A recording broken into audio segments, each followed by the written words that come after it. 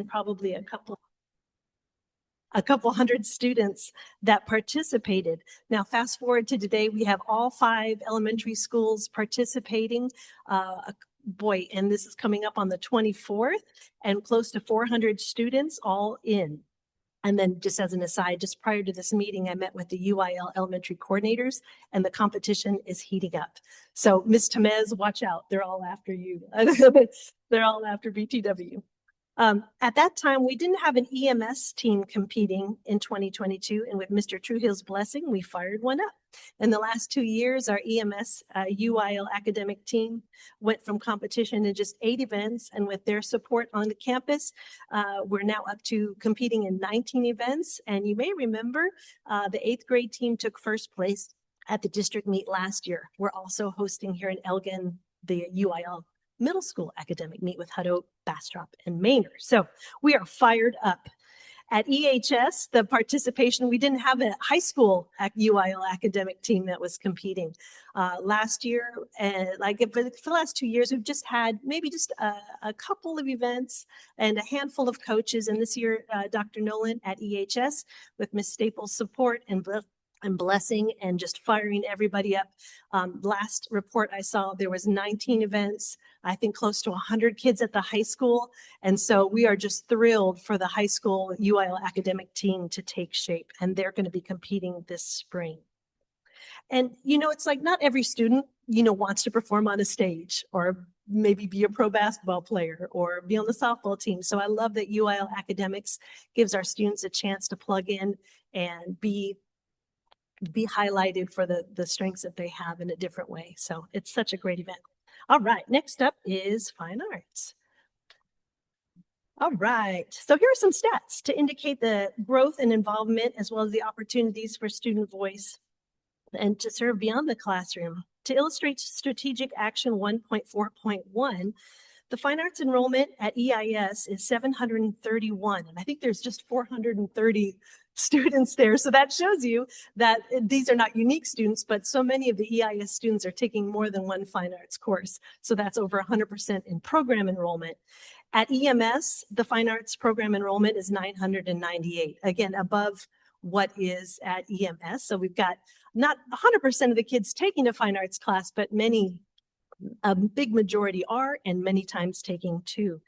At the high school, the program enrollment in fine arts is 1,271, which is 70% of EHS. Now I would say probably unique students, it's probably closer to 50%, but at a campus that has such a huge catalog and amazing opportunities with CTE and athletics. It's so awesome that we have so much of our EHS kids plugged into all those different kinds of disciplines.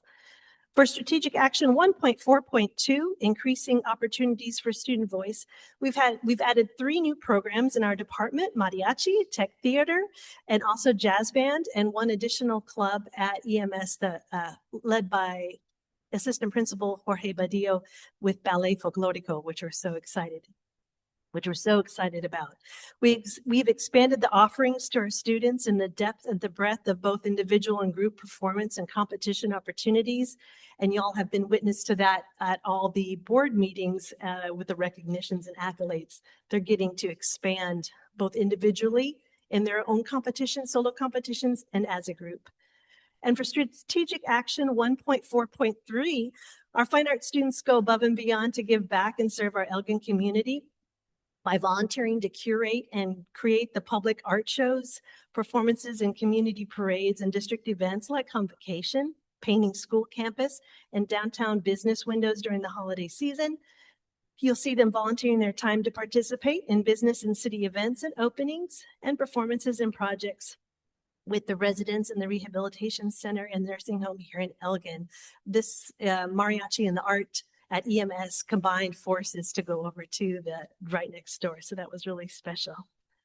In closing, the success of our fine arts students is not the result of one program or one department working in isolation. Like the thriving ecosystem, our district functions best when every part is a healthy, connected, and valued. And when these systems support one another, students don't just participate, they thrive. The growth we see in our stages, in our classrooms, and on our sports fields and across our campuses is a reflection of what is possible when we work together with shared purpose. It is this collective commitment that ensures our students experience not only excellence in the arts, but a truly well-rounded, inspiring education. And are there any questions I can answer for you all? Okay, I am done. Thank you so much.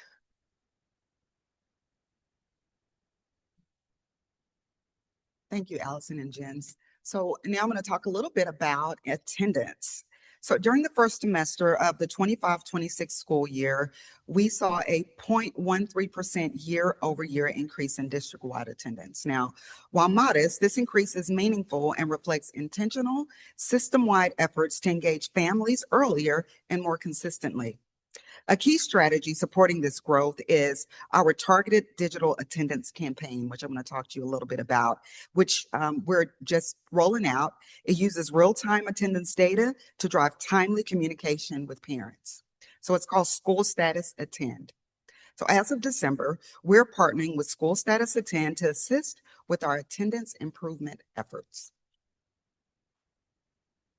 School Status Attend is a data-driven early warning and intervention system designed to help districts respond proactively to attendance concerns. The platform allows district staff to monitor attendance trends in real time across all campuses while still maintaining local campus control.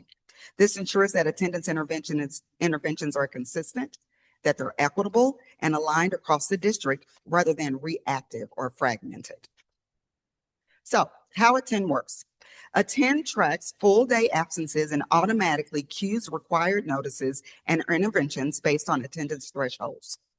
It supports student conferencing, truancy interventions, and excessive absence notifications with both mailed and digital communication to all families. The intervention suite reflects a graduated response model, aligned with state requirements and best practices. Importantly, the system creates one centralized place to monitor progress, ensuring follow-through and accountability at both the campus and district levels. Interventions are progressive, they're documented in the system, and automatically triggered, reducing gaps and ensuring consistency. In addition to compliance-based interventions, we are intentionally using positive, relationship-centered messaging to influence attendance behaviors. So the Positive Attendance Campaign is designed to recognize success, encourage improvement, and inform families rather than only contacting them when there is a problem with their students' attendance. Campaigns are automatically triggered based on specific attendance criteria, ensuring timely and relevant outreach to families.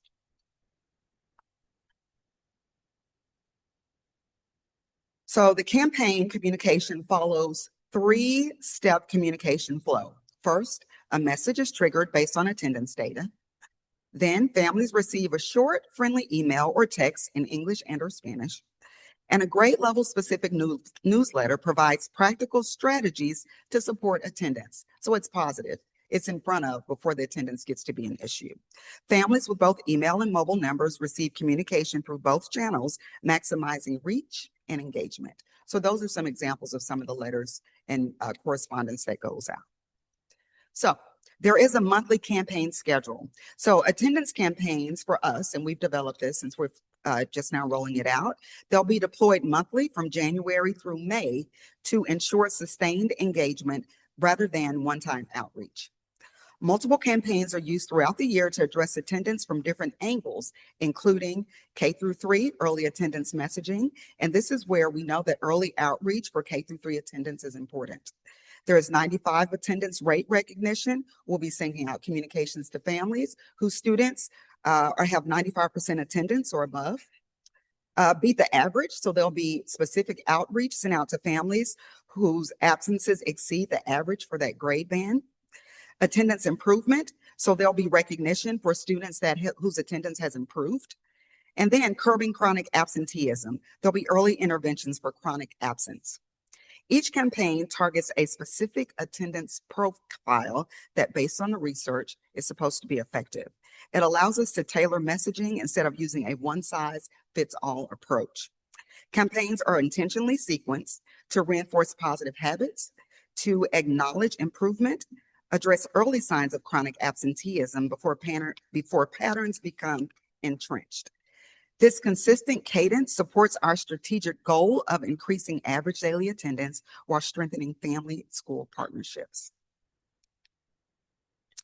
So overall, when we look at 1.4, we're seeing strong gains in student engagement, student voice, and extracurricular engagement with the continued focus needed to improve attendance.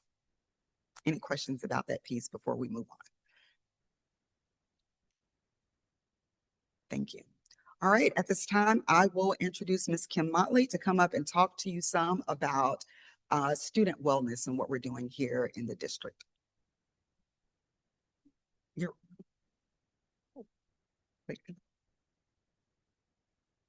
Good evening, President Mitchell, Dr. Ritter, and members of the board. My name is Kim Motley. I'm the coordinator of counseling and student wellness, and it goes right in hand with student well-being. As you look, all of these things encompass the things that make a student engaged academically once they have everything in place here. And so I'm going to start with responsive services. These are the different areas that we have available, the different positions. And so, of course, your school counselor, that is your initial contact. That's the person that wears all the hats and kind of starts the parent contact and things like that. The student support specialist is going to provide a range of interventions on tier 2 and so forth. And then we have the aware counselors, which are 3 counselors that we have through a grant, and they serve the 3 secondary campuses. And with that, we have a social worker that mirrors that position at the elementary schools. So those are tier 3. Those are your more intense interventions that they provide and help monitor progress and implementation.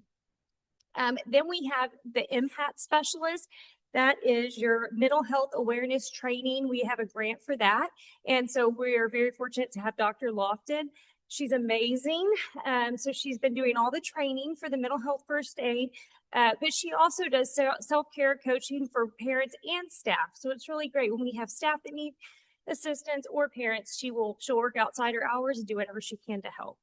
And then we have communities and schools, which I'm sure many of you've heard of, and they do a great job assisting with basic needs, but also connecting programs. They will bring in programs that I hadn't heard of before and help get those relationships built. Then we have our community resources. And so you see Bluebonnet Trails and Integral Care. Those are both of our local mental health authorities. And since we are in 2 different counties, Bastrop and Travis, both of those serve us. And so they do crisis response and many other things to help us out. In fact, the other day, one of them said they had a trailer full of clothes and food. And so our nurse at HRE said she could use some. And so they were going to wash them and bring them to us. And so it's really great. We have a great relationship with these different organizations. Then we also have the Elgin Family Health Center. And recently this year, Jessica Lopez came back as a coordinator, and she invited me to come and see the clinic and introduce me to everyone. And they came to our nurses meeting and met all the nurses and is really trying to work with me to build a strong relationship between the clinic and the district. And then we have the Methodist Healthcare Ministry has a Wesley nurse, and her name is Nikki, and she's an RN, and she's awesome. Pretty much anything you need, you can call her, and she will set you up with a connection in town and help find services for you. And they also have a licensed professional counselor that comes to the campuses and sees students as well. So those are all great resources for us. And with those resources, we have to plan. So we get together once a month. This last week, we had our student health collaboration meeting. And so it's all of those entities I just spoke of, plus a couple others. And we get together and we just talk about updates on services and events that are coming up monthly and find ways to connect if we have certain situations we need assistance with. We also have student support teams. So that would be all of those different counseling types. They come together sometimes with your administrators, and they'll look at the students and see what kind of interventions they may need or what support they need. If they do those supports and they feel like they still need additional help for these students, then they go to wraparound meetings. So that's when they would bring in district level employees to come and help them determine what the next step would be for the students. We also have this, we just started a consultation with Meadows Mental Health Policy Institute, and this is a free service, and they're coming in and they're pretty much telling us, helping us find ways to collect better data, to track the success of our programs and things like that. So this year, this spring, we're going to start getting that up and running to implement. And then we have the TEA Aware Grant. We have a state team meeting, and with that, we have UT, Region 13, TEA, and the Texas Health and Human Services. They meet with us once a month and do whatever they can do to help us. We also have our monthly counselors meetings. So with that, we get together and we do district planning and problem solving, and then DAEP transition meetings. And so when a student is ready to be released from DAEP, we go and we sit and talk about the student and look at the data and determine if there's other supports that we need to implement so that they can transition back to campus successfully. Then we have Girls Empowerment, which this is a new program. Last year, EIS started it, and they come in and they do a workshop, and then they do 8 group sessions with the kids. And EIS had a few boys join last year. So this year we're doing it on all 3 secondary campuses. And so with that, they'll have the workshop and then they'll have the 8 sessions. But all of the counselors on those campuses have also decided to have boys groups. So they're balancing that out and meeting the needs of the kids through the boys groups. And TChat is a virtual counseling program that's free to students, but they also do Youth Aware of Mental Health. They call it YAM, and they did that at the high school for 9th through 12th graders. We spoke about the Youth Mental Health First Aid. That was with Dr. Lofton. And then we did give all the campuses a crisis bin, just in case something were to happen, they have that on hand to meet the needs of the students. And EHS lunch awareness tables, the aware counselor at the high school, she does those every month.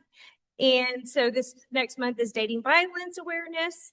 And last but not least, we're trying to get a clothing closet. I spoke of clothing earlier, but a district-wide clothing closet where we can have everything, and then the different campuses can come get what they need from it, or families can come there to do that. So that'll be something that we really ramp up and try to get done by the summer. So thank you for your time on that. Do you have any questions? All right, thank you. So as you can see, we believe that we're making significant progress on improving student wellness, which we know also impacts their behavior. Any questions for us at all? Okay, thank you. Thank you. Next item, demographics update on projections for Elgin ISD. Talking about the CFO. Good evening, President Mitchell, Dr. Ritter, members of the board. I'm Clark Motley, Elgin ISD's Chief Financial Officer. Elgin ISD has partnered with Zonda Demographics to assist us in leveraging advanced data insights in order to better understand future changes to the district student population, also to help inform us for strategic planning and allow us to optimize resource allocations. To that end, I'd like to introduce Hudson Huff, a representative from Zonda Demographics, who will present their findings for Elgin ISD. Mr. Huff. Good evening, Board President Mitchell, members of the board, Dr. Ritter. Thank you so much for the opportunity to go over the demographic report with you this evening.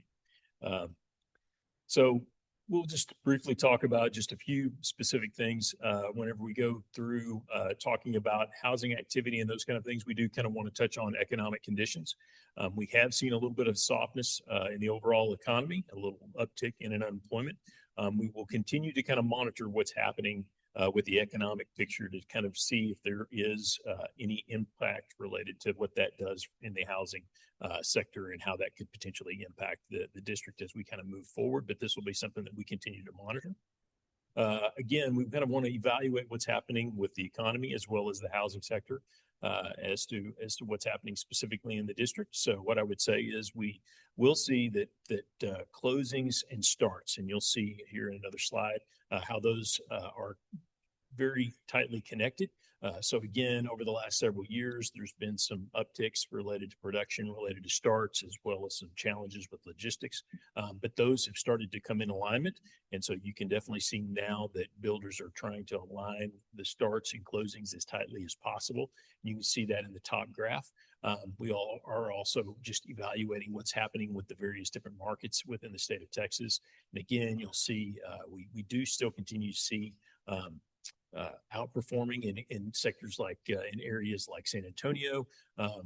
Dallas Fort Worth is somewhat level, and Austin internally has been underperforming a little bit, but we still continue to see significant growth kind of in the outer areas. So you'll see that with some of the development that we're going to reference this evening. And then there is discussion about the Federal Reserve, the rates. We do see that the rates still are kind of in the low 6 range currently right now.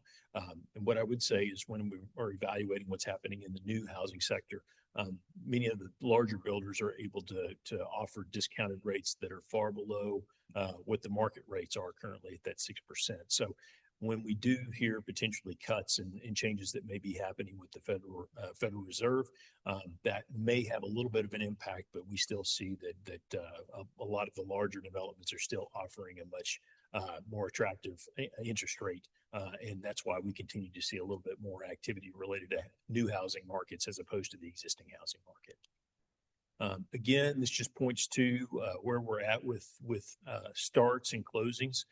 So you can see the last several years, the number of starts by year and how that looks in relation to closings. You'll see that again, 2024, there was a total of 577 starts. 2024 had 613 closings.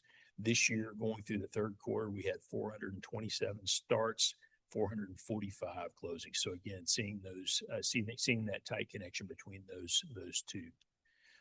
We'll also do evaluations when we're breaking down kind of what's happening within the district, evaluating where those high activity levels are. So again, you'll see a high activity level when you're thinking about closings and inventory, as well as vacant developed lots in the Nidec elementary zone. Again, we also see significant activity related to construction when you take into consideration what's happening in both Harvest Ridge and Trinity Ranch attendance zone. So again, we track each of those individually to monitor the amount of housing activity that's taking place in the district and potentially what would be impacting enrollment down the road. And again, we look at about 15 active subdivisions throughout the entire district. Those are highlighted in green.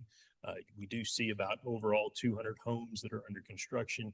We'll reference those vacant developed lots. That's about 1,750 of those that are available to build on currently right now. And then we reference quite a few futures that are out there. And then within 6 of the subdivisions throughout the entire district, you've got about 1,000 lots that currently have dirt work and roads being going in. And then we'll just highlight a couple of developments here. Again, you'll see a couple of futures out there, Cardwell Estates, referencing potentially 114 total futures that are out there. Trinity Ranch is a fairly large development that's in the district, 1,800 total lots. We'll break those down as to futures, vacant developed lots. One of the things we'll want to make sure that we highlight is just the amount of homes that are currently under construction so that we have an idea of potentially what may be coming online as far as homes being able to be moved into within the next year or so. And again, we reference down there below, we'll reference how many homes are occupied currently. We'll track how much enrollment is in that development currently right now, and we'll reference that as a yield. So there's a yield breakdown there of 0.544. So for all intents and purposes, that's about 5 to 6 students for every 10 homes in the district that are in that development. And again, just a few more. Again, we'll reference a future there. Again, you'll see some futures out there. They're going to be significant numbers, but not anything that we need to necessarily be concerned about anytime soon. But we want to make sure that we track those and identify what those potentially could be down the road. Just to the south of that is Elm Creek West. It's a Lennar Homes development. And so we do want to kind of monitor what those are. Again, those can be built at a fairly significant pace and an entry level type of home. And again, right now we're referencing it at a 0.208, but could potentially see that yield go up, similar to what we saw in that previous development. This is just kind of in the early stages of the overall development. And then again, kind of getting into the Harvest Ridge zone there, you're going to see almost 1,200 total lots that are a part of that breakdown there. We see about 36 homes that are under construction. And again, showing that yield of 0.3, so 3 students for every 10 homes. And then just to the south of that, just north of FM 1100 is Larson Crossing. And again, just showing a few homes currently under construction. This is Syntex homes though. And we know with Syntex, they can build a number of homes within a short period of time. So want to continue to track how they're progressing through that development. And then in Nuttig, we talked about the amount of activity that's taking place currently in that area right now. We show that we've got about 44 homes that are under construction right now, only a few homes that are currently occupied, so about 29 homes that are occupied in that development currently right now. But I would also just point to that we do show about 6 students for every 10 homes right now. And so we could see that we'll want to continue to track how many students we have coming in that from that development as we move forward. And again, just to the south of that is going to be Creek Crossing. Again, 283 total lots and 16 homes that are occupied right now, currently in that development. And again, we've got a development that is referenced as Hacienda Sonoma. It's got 141 total lots. This will be a manufactured home lot development.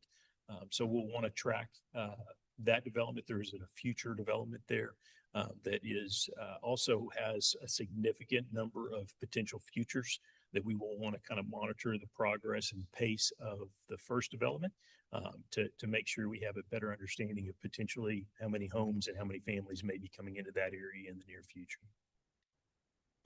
And then again, as we reference the multifamily for the overall district, you're going to see that we have about a little over 300 of those multifamily units that are currently under construction, and we have about 2,600 that are in future planning stages. A few of these, and again, it just falls into that multifamily category, is even RV parks. So we have 157 of those total RVs or tiny home sites that we want to make sure we account for. And then just kind of in Elgin, in the Elgin attendance zone, just north of that Trinity Ranch boundary, is a apartment called Katie Apartments. It's going to have 150 total apartments in that, and anticipate the first units being delivered late this year, early 2027. And then when we look at all that, we're analyzing, as we reference the single family yield, we'll also reference a yield and make sure we collect that data. So within about 913 of the existing total multifamily units across the district, you have 0.147. So again, a fairly low yield. This is very traditional compared to with what we see in many other districts across the state that we work with. Again, but that's definitely something we'll want to continue to monitor over time. And then we evaluate birth rates. So when we're putting together numbers, whether that be families moving into the area, we also want to evaluate what's happening with birth rates, with the population increases that have been in the area. Those numbers have continued to go up and will continue to go up. We track that in relation to your kindergarten numbers. So that creates that ratio and allows us to be able to evaluate a general estimate of what that number of kindergarten students will be in the next several years.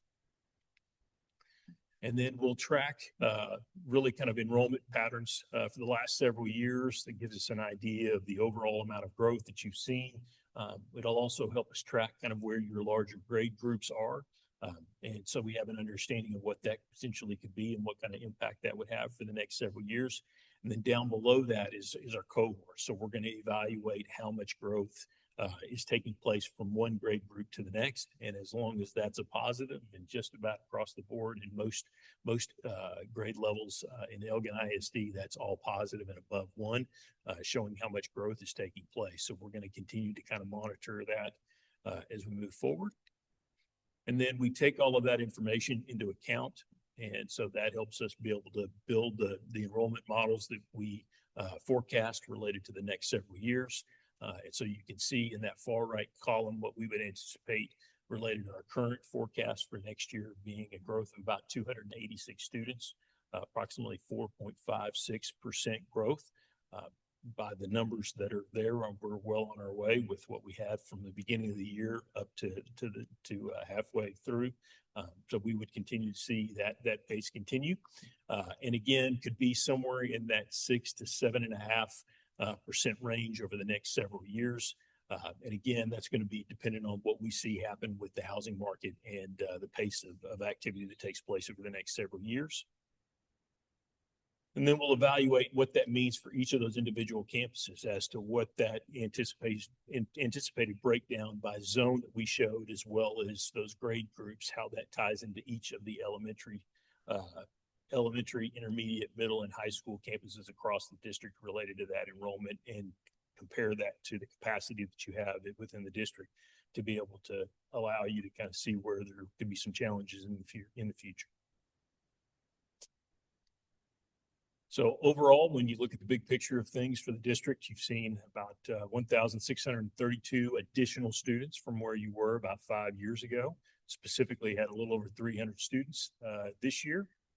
Again, still continue to see significant progress. We do see interest rates could potentially cause some activity in the future for the district. I would say that right now we've got 400 homes that are in active inventory. That's just a combination of the amount of inventory that currently exists as well as the homes that are under construction. Still have quite a few lots that are out there that are available to be built on.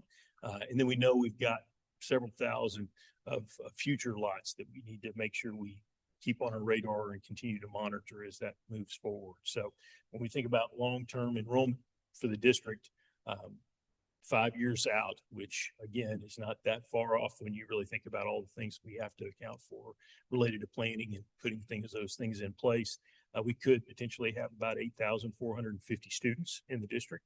And then if you get a little bit further out, we could be potentially about 12,000 students. So with that said, I'd be happy to answer any questions you might have at this time.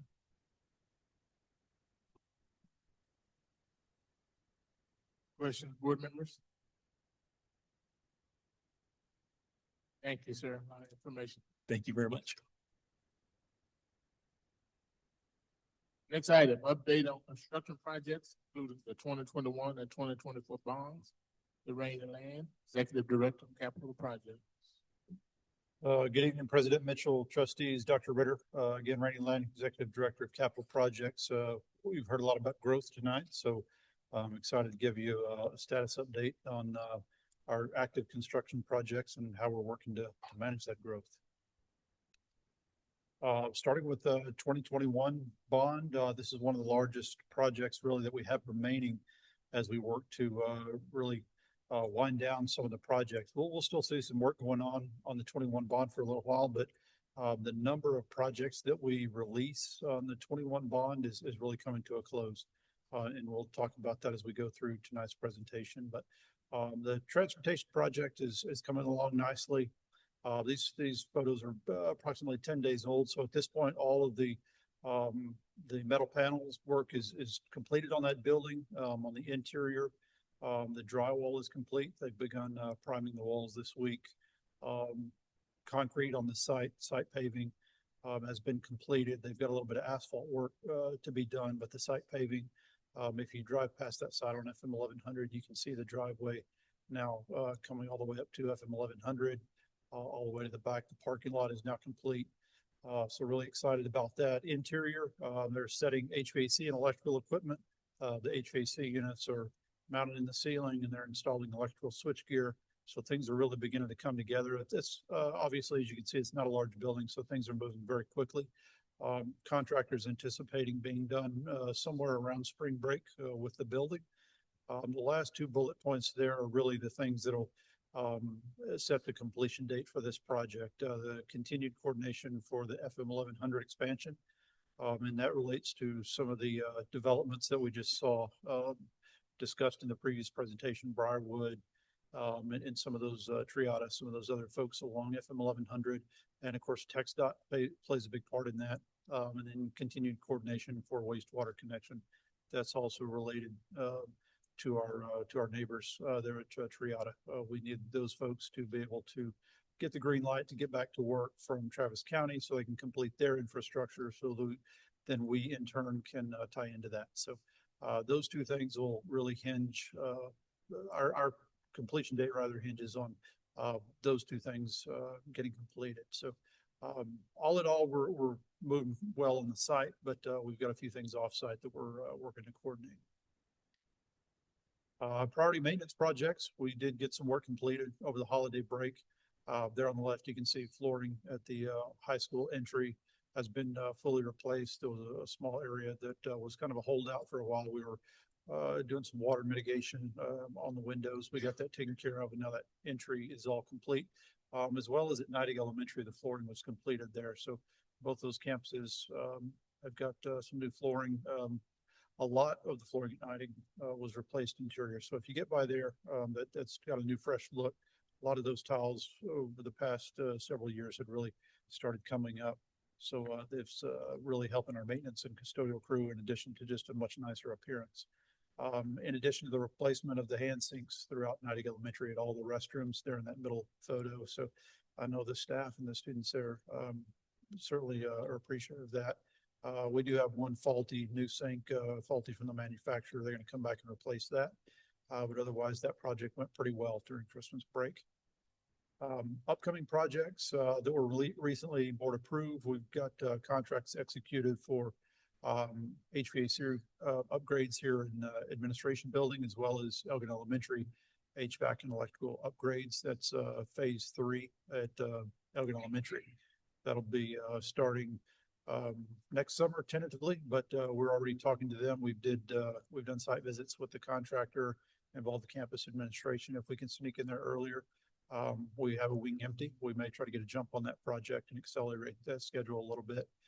But again, contracts are executed. They'll start turning in submittals to try to get equipment ordered as soon as possible to complete both these projects on time. One of the projects you may see advertised soon is the playground replacements at Booker T. Washington, Neidig, and Elgin Elementary.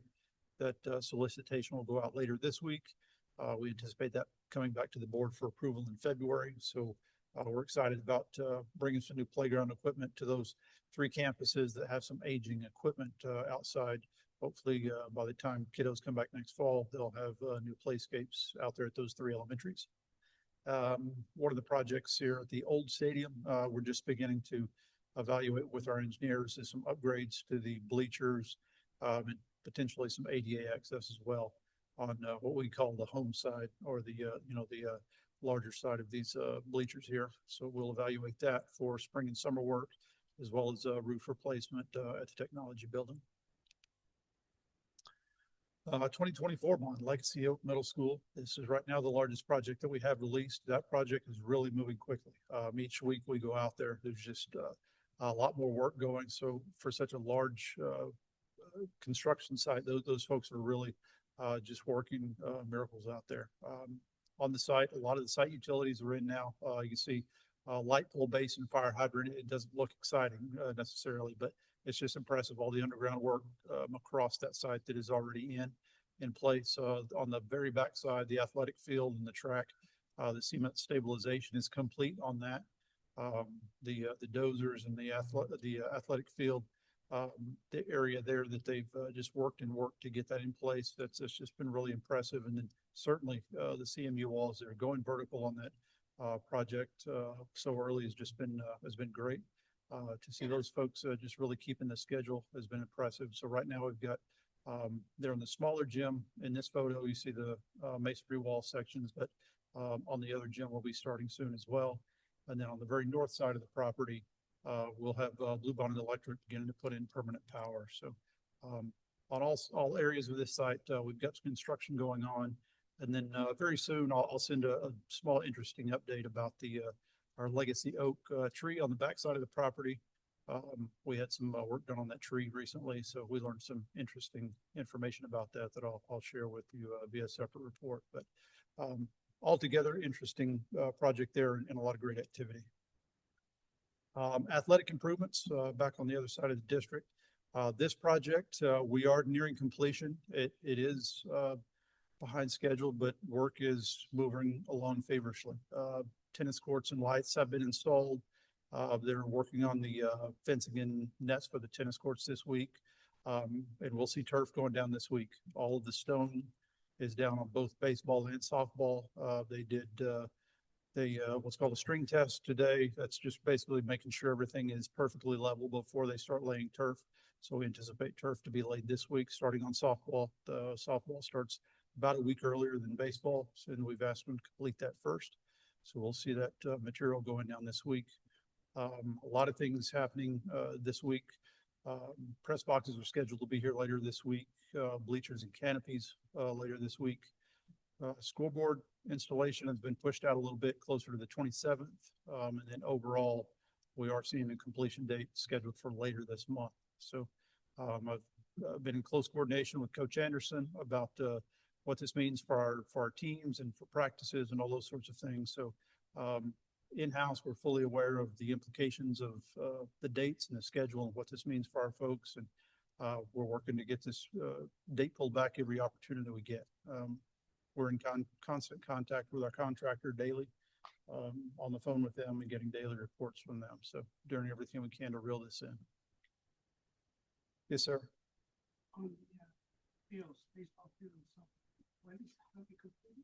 So right now, softball is expected to be completed the 23rd. So that's mid to late next week. They've got scrimmages at home late this month. So right now they're using the indoor facility, multi-purpose facility.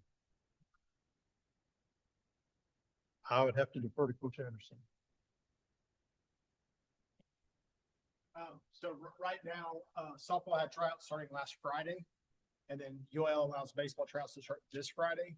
So we've kind of just set the indoor for baseball and softball use at this time, just because of the amount of space that's in there.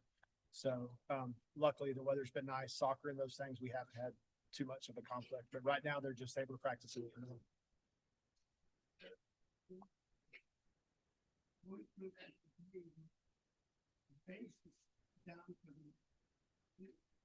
But still, the bench work, make sure the announcement of the booth is not even started. Right. So I don't see how soon we can start out. But it may be a non-realistic figure to say that. So we need to stay involved with that and making sure that we give our teams the utmost opportunity to be Absolutely. They're supposed to have finished it. I was the original completion, and now they're just delaying the process. Yes. To get it finished. Yep. And someone will stay involved and make sure that they're doing the completion. Absolutely. Yes, sir. You mean, one thing just to speak to that, we meet with them weekly. I'm in with Randy on the weekly meetings. We have a meeting with them every Wednesday. And so one of the questions that we asked this last time was, what all needs to be done before we can start using the facility? And so the field and the fence, even though the scoreboards and stuff are going later on, when it says January 23rd, again, the construction doesn't always stay with dates, but that's one of the things we said, hey, if you get these two pieces done so we can start practicing, because that piece is critical. So that is something that Randy and I do talk pretty regularly, especially over the last couple of months, and trying to figure out every single possibility where we can get on that field, because every day matters. Appreciate that. Just behind this, different project, different contractor, also moving along nicely for the renovation of the CTE press box. This shows preparing to drill piers, but at this point, we have several of these piers already in place. As you know, this press box is going to get much larger, so we do have drilled piers, just like we have under many of our buildings. So each of the little squares you can see there in what was typically just the open circulation area will remain a circulation path, but there will be drilled piers there with columns and of course structural steel attached to those. So a lot of those are in place already. They're moving quickly there. You can see in that bottom left photo, a lot of utilities had to be carefully excavated. Some of those had to be relocated as they drilled the piers. There's not a lot of area to relocate the piers themselves. So we had to relocate some water lines, some electric lines, some communications cables, some of those types of things. But overall, you can see the demolition of the upstairs press box is completed. Elevator has been demolished. So that's gone pretty well. Scoreboard scaffolding is up. A lot of that scoreboard's coming down. Fence demolition down below is gone well. Overall, we're already beginning internally to talk about the FF&E. So that's the furniture, the fixtures and equipment that's going to go in that space. Over the next month or two, that is a package that'll be coming back to the board for approval, just so we can get those things ordered, avoid long lead time delays that maybe with some of those furnishings and some of the electronics that may be in that space. But overall, we are still on board for a completion this fall. And the Homestead project. This is a project we appreciate the approval of GMP 2 tonight. Demolition says starts this month. Demolition started today. So this is, of course, where I'm office staff. It got a little noisy today, but we're excited to see the work beginning. This is a quick turnaround project, so we're excited to see those folks beginning. Long lead items, mechanical equipment. There's a lot of kitchen equipment. Those types of things were ordered under the previous award of GMP 1. So we've got equipment on order and being ready to ship. But the award tonight will include the procurement of remaining scope. Some of the contractors that were not awarded under the first GMP, we'll start getting those folks under contract for the remaining sections of work. And then coordination is also underway for FF&E on that project. As you can see in this rendering, there will be tables that are needed for classrooms. There will be some of the smaller items in the culinary kitchen, the small wares, we'll call them, the spoons and pans and those types of things that are not supplied by the contractor. We'll have discussions with staff members and begin to get lists together so we can start purchasing those things. Overall, the goal there will be to stay on schedule for August of this year, so we can get students in that facility as soon as they come back to school. So exciting project. We're really looking forward to this. It'll be a unique project, but I'm excited about this. And that concludes the presentation. Any questions? A little brief tonight. I don't want to beat a dead horse here, but I kind of agree with Mr. Vega. So don't think I'm disappointed with y'all at all. That's not the point. But if our kids are being put out, shouldn't they have some kind of financial? I mean, should we not pay them as much? I mean, is there some kind of deal in our contract? I mean, they knew when our season was starting. Sure. So that's what I do. I just feel like if I ain't happy with something, I take it back and I give my money back. I know we can't get our money back, but they were promising and they were telling us that these dates were going to be fine and we're going to work, and now it's looking like it's not. Is there something that we need to make sure in future contracts that they're putting our kids out and putting our coaches out? That's a problem. I have a huge problem with that. Sure. Yeah, I mean, all those types of things are things that we evaluate in the contract to see, are there things that we can discuss with them? Are there costs for delays? Are there things in there that allow them some delay? I mean, there's rain days built into virtually all contracts, those types of things. So as we come to a close on the project, those are types of things that we evaluate. Have they earned all the money that's on their contract Right. based on delays or other issues? Right. Yeah. And the soil evidence. Sure. I mean, on this one, the primary issue has been the soil injection. They went through 3 rounds of soil injection. And I understand that, but they know what the soil is. Yeah. They should have done soil samples, and we've done a whole lot of work out. Station. Yeah. I mean, I can understand that took longer. Yeah. That was a shock or surprise there. Yeah. It wasn't as much to us. certainly. I mean, I don't, I can't speak to the background of the specific team that a contractor may assign, whether they worked in these types of soils or not. But for us, knowing the soil conditions, yeah, it wasn't a shock to us. I mean, the soil injection on other projects out here has not been completed in the first round. It took multiple rounds. So, but on this particular project, that is what caused the bulk of the delay, was the soil injections. No, I would have to agree with you, Mr. Moss. I think that when we do make these contracts with people, especially when it's putting out our students, that I think we need to have something in those contracts that they finish this by a certain thing. I'm concerned about the press box because that's coming out. I mean, how could we have a football game going on when we don't have a press box and there's construction and everything? I mean, so I would really like to see that we have some provisions in our contract with these people that if you don't finish it, this is a penalty. I mean, that just makes sense Sure. to me. Okay. Yeah, I mean, virtually all of our contracts have liquidated damages in those. I mean, there's certain circumstances in which we can enforce liquidated damages. Sometimes that, such as the soil injection, if they have a contingency clause built into their contract that says they are allowed 2 rounds, but not 3 rounds of soil injection, or other instances, there's a number of them. It makes enforcement of liquidated damages a little tougher. But that's liquidated damages is always in our contract. Now, again, that's generally cannot be punitive. That's got to be a recoverable cost. If we have to rent an auditorium, or if we have to rent sports fields because they're late, that's generally what those liquidated damages are for, is to cover whatever costs that we maybe due because they delayed the project. So we have to be careful how we enforce that. Otherwise, they can challenge that. But it always is a tool or a resource that we have in the contract. Randy, I'd like to know, it sounds like we're using a different contractor for each project. Is that correct? Or is it all one? For some, the CTE press box and the middle school are the same contractor. But on most of the other ones, it's a different contractor. Most of these projects were bid as a competitive sealed proposal. So you generally, a lot of times will get different ones, but the middle school and the press box, for example, after the rankings came out, those both ranked as best value. So we ended up with the same contractor.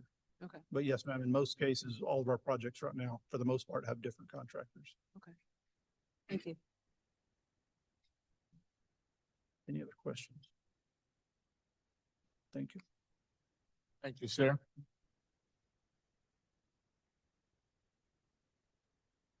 It is 8:53 p.m. and the board will recess into closed session and reconvene as allowed under section 551.071 through 551.084 of the Texas Government Code to discuss purchase, exchange, lease, or value of real property, Texas Government Code 551.072, discuss personnel matters, Texas Government Code 551.074, deliberation regarding the superintendent's appraisal evaluation and contract pursuant to Texas Government Code 551.074, and any personnel matters.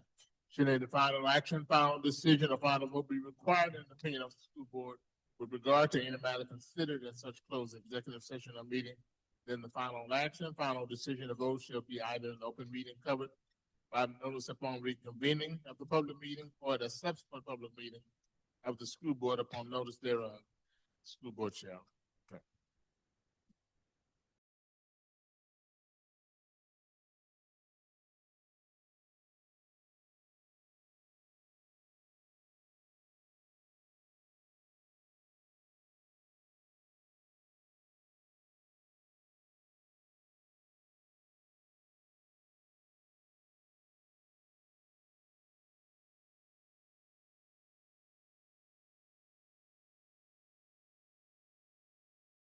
Time during the closed meeting, only the items that appeared on the agenda were discussed.